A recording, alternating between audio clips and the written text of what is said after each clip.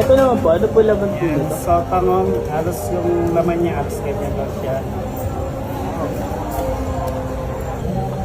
Ay boss, ano ba yung bestseller po ninyo dito? Sa tangon. Sa Tangon po.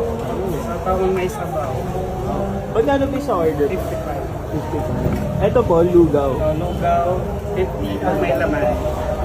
Oh. Ano po laman ninyo? Ano, isaw ng baboy. Isaw ng baboy. May mga kakanin din po kayo. Ano? Bibingkan natin. Bibing kalatig po. Saka, Ito po, kayo po gumagawa po nito. Wow. Kulay dilaw po yung mga ano.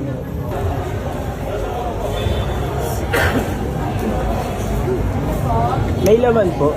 Ano po yung isaw?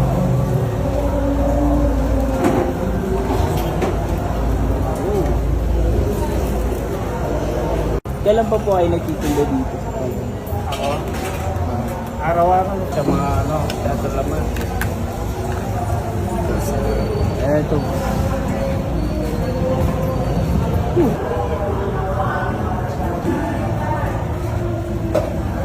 Ito yung bibing kalatig.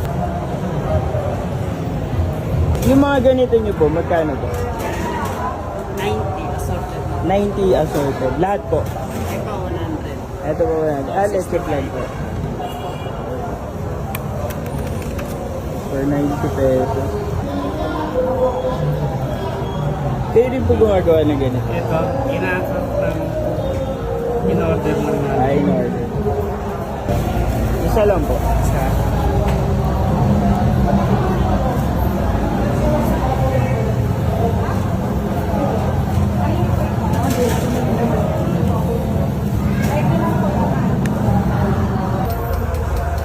Ito yung kainan at meriendahan dito sa MRT Guadalupe. Sa market lang. Ito yung bestseller daw nila na lugaw with isaw. Tikman natin.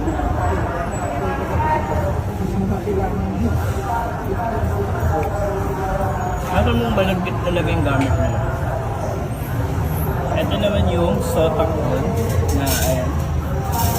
Bestseller din nila. Try natin.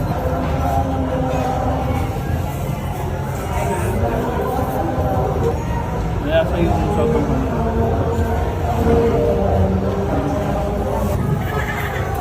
Ito yung bibing kalatik na paninda na nila dito.